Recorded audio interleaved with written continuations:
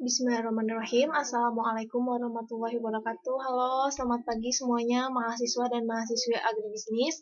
Semoga masih tetap semangat ya mengikuti kuliah daring.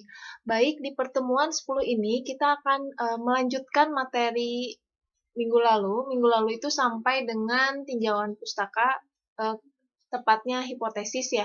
Nah, untuk pertemuan 10 kita akan membahas mengenai materi yang tidak kalah penting juga mengenai metodologi penelitian, khususnya membahas variabel penelitian, populasi, sampel, dan teknik sampling.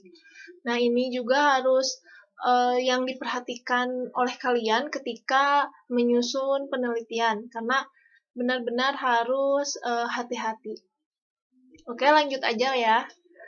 Nah, variabel mempunyai arti karakteristik yang bisa diduplikasikan ke dalam sekurang-kurangnya dua indikator.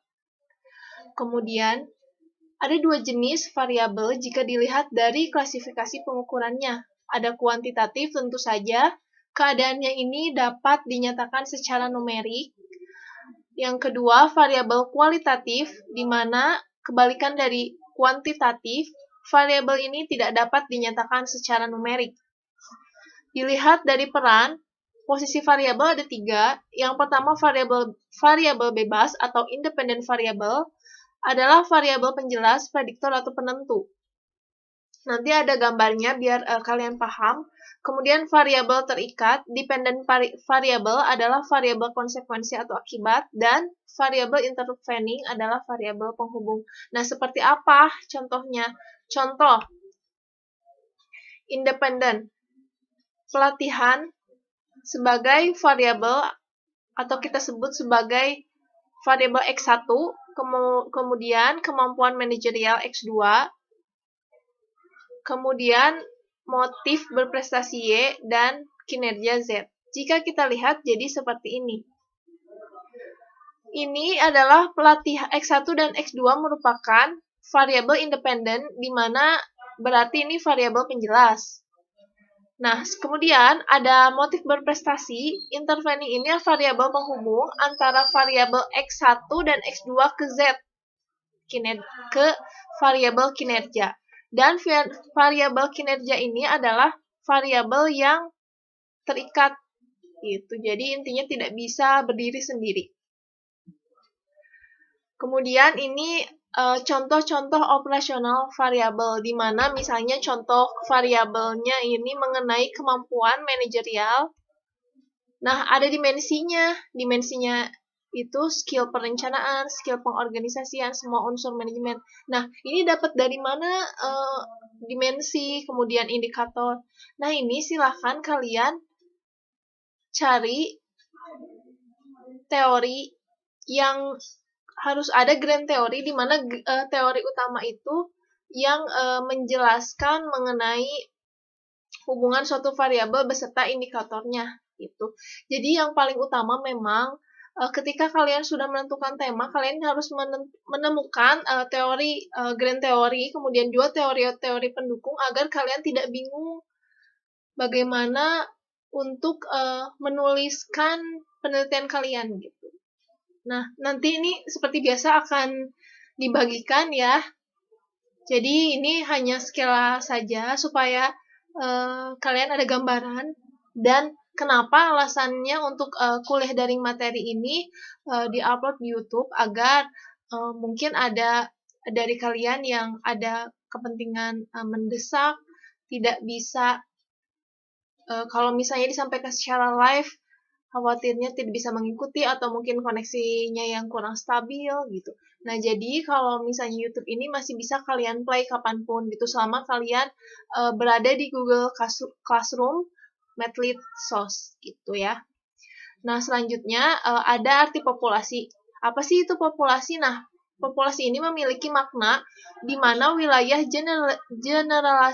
generalisasi yang terdiri atas objek, subjek, yang ditetapkan oleh peneliti untuk dipelajari dan kemudian ditarik kesimpulannya. Nah, ciri-ciri populasi itu namanya adalah parameter. Contohnya, kumpulan objek penelitian ini, misalnya contohnya ketika kalian akan meneliti orang, berarti di individu, kelompok, komunitas, masyarakat, dan lain-lain. Atau misalnya ketika objek penelitiannya benda, yaitu ada jumlah gedung, bangunan, tempat, dan lain-lain. Nah, sekumpulan orang atau objek yang memiliki kesamaan dalam satu atau beberapa hal yang membentuk masalah pokok dalam suatu riset khusus. Jadi, kalau misalnya secara sederhana, populasi itu wilayah yang general atau yang wilayah secara global. Nah, selanjutnya, sampel itu bagian dari populasi. Karena ketika populasinya banyak, misalnya ada ratusan, kita cukup mengambil sampelnya gitu. Jadi kalau sampel itu seperti wakil dari populasi yang ada. Kemudian sampel juga berarti sebagian unsur populasi yang dijadikan objek penelitian. Kemudian juga sampel miniatur mikrokosmos populasi dan sampel yang memiliki ciri karakteristik yang sama atau relatif sama dengan ciri karakteristik populasinya disebut sampel representatif. Ciri karakteristik sampel disebut statistik. Selanjutnya, alur pemikiran populasi dan sampel. Nah, jadi ada temuan. Nah, kemudian dari temuan ini masuk ke populasi. Nah, dari populasi diambillah sampel. Jadi sampel berhubungan langsung dengan temuan atau penelitian yang sedang kita lakukan gitu. Nah, ini ya, kenapa harus sampling? Yang pertama, alasan yang pertama, populasi besar tidak mungkin seluruh elemen diteliti. Kemudian keterbatasan waktu penelitian, biaya, dan sumber daya manusia. Penelitian terhadap sampel biasanya lebih reliable daripada terhadap populasi. Kemudian populasi homogen, penelitian terhadap seluruh elemen dalam populasi menjadi tidak masuk akal. Seringkali penelitian populasi dapat bersifat merusak. Jadi ini tidak baku, cuman ini kira-kira alasan mengapa harus sampling. Gitu.